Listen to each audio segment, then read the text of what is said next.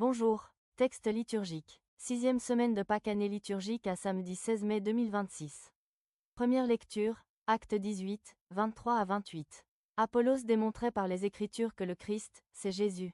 Lecture du livre des Actes des Apôtres. Après avoir passé quelque temps à Antioche, Paul partit. Il parcourut successivement le pays Galate et la Phrygie, en affermissant tous les disciples. Or, un Juif nommé Apollos, originaire d'Alexandrie, venait d'arriver à Éphèse. C'était un homme éloquent, versé dans les Écritures. Il avait été instruit du chemin du Seigneur. Dans la ferveur de l'esprit, il parlait et enseignait avec précision ce qui concerne Jésus, mais, comme baptême, il ne connaissait que celui de Jean le Baptiste. Il se mit donc à parler avec assurance à la synagogue. Quand Priscille et Aquila l'entendirent, ils le prirent à part et lui exposèrent avec plus de précision le chemin de Dieu. Comme Apollos voulait se rendre en Grèce, les frères l'y encouragèrent, et écrivirent aux disciples de lui faire bon accueil. Quand il fut arrivé, il rendit de grands services à ceux qui étaient devenus croyants par la grâce de Dieu. En effet, avec vigueur il réfutait publiquement les Juifs, en démontrant par les Écritures que le Christ, c'est Jésus. Parole du Seigneur. Psaume 46, 47, 2 à 3, 8 à 9, 10. Dieu est le roi de toute la terre. Alléluia. Verset 46, 8 à. Tous les peuples, battez des mains, acclamez Dieu par vos cris de joie. Car le Seigneur est le Très-Haut, le redoutable, le grand roi sur toute la terre. Car Dieu est le roi de la terre, que vos musiques l'annoncent. Il règne, Dieu, sur les païens, Dieu est assis sur son trône sacré. Les chefs des peuples se sont rassemblés, c'est le peuple du Dieu d'Abraham. Les princes de la terre sont à Dieu qui s'élève au-dessus de tous. Acclamation, Jean 16, 28 Alléluia. Alléluia, je suis sorti du Père, et je suis venu dans le monde. Maintenant, je quitte le monde, et je pars vers le Père. Alléluia. Évangile, Jean 16, 23b-28. Le Père lui-même vous aime, parce que vous m'avez aimé et vous avez cru. Évangile de Jésus-Christ selon saint Jean. En ce temps-là, Jésus disait à ses disciples, Amen, Amen, je vous le dis, ce que vous demanderez au Père en mon nom, il vous le donnera. Jusqu'à présent vous n'avez rien demandé en mon nom. Demandez, et vous recevrez, ainsi votre joie sera parfaite. En disant cela, je vous ai parlé en images. L'heure vient où je vous parlerai sans image, et vous annoncerai ouvertement ce qui concerne le Père. Ce jour-là, vous demanderez en mon nom. Or, je ne vous dis pas que moi, je prierai le Père pour vous, car le Père lui-même vous aime, parce que vous m'avez aimé et vous avez cru que c'est de Dieu que je suis sorti. Je suis sorti du Père, et je suis venu dans le monde. Maintenant, je quitte le monde, et je pars vers le Père. Acclamons la parole de Dieu.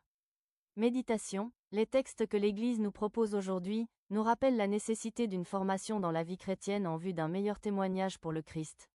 La première lecture met en exergue le zèle apostolique de l'apôtre Paul. Débarqué à Césarée, il monta saluer l'Église, puis descendit à Antioche. Après y avoir passé quelque temps, il repartit et parcourut successivement la région Galate et la Phrygie en affermissant tous les disciples. Ce départ de Paul offre l'opportunité à Apollos, disciple peu connu, de s'exprimer. Il passe ainsi de l'anonymat à la vie publique. C'est un homme droit, brillant orateur et plein d'enthousiasme pour annoncer la parole de Dieu. C'est lui qui prendra donc la relève de Paul. Cependant, il apparaît qu'Apollos a un sérieux handicap, verset 25, il manque de formation. En effet, il est tout simplement baptisé. Une bonne observation autour de nous, nous fera remarquer que beaucoup reçoivent les sacrements d'initiation et abandonnent l'Église ou demeurent tout simplement les chrétiens de dimanche, avec de vagues notions sur Dieu, sur l'Église et sur les Écritures, à cause de leur manque de formation. Toutefois, Apollos est à l'écoute des aînés qui l'ont précédé sur le chemin de Dieu. Humblement il se laisse former avec beaucoup de volonté et avec un désir profond de mieux connaître le Christ, puisque pour mieux le servir et avoir une quelconque responsabilité au sein de son Église, il est judicieux de s'identifier à lui. Les textes qui précèdent l'évangile de ce jour annoncent le départ du Christ.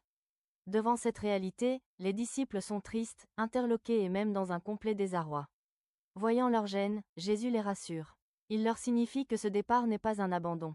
Les disciples pourront toujours lui adresser leurs demandes et leurs doléances tout en étant sûrs qu'ils seront exaucés. Dans la suite du texte, Jésus dévoile une autre face de sa personnalité. Il présente la relation privilégiée qui existe entre lui et son Père. Quiconque lie une amitié solide avec le Christ le fait également avec le Père. C'est cette relation qui doit guider notre vie et nos demandes adressées au Père. Cette relation est le fil conducteur qui soutient notre prière quotidienne et nous ouvre le cœur aux réalités de Dieu. Le message de ce passage de l'Évangile nous interpelle. Pourquoi obtenons-nous si peu dans notre prière? Pourquoi notre joie est rarement pleine? Pourquoi ressentons-nous si peu de fois la toute-puissance de Dieu dans notre action? Ne serait-il pas que nos yeux sont trop tournés vers ce monde et très peu fixés sur l'amour du Père, du Fils et de l'Esprit Saint?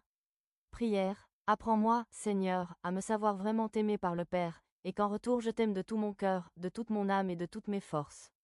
Action. En ce jour, aide ton frère par une pensée, un geste ou une parole, à demeurer dans la communion avec Dieu. Bonne journée et excellent week-end sous la divine protection par l'intercession de la Sainte Vierge Marie.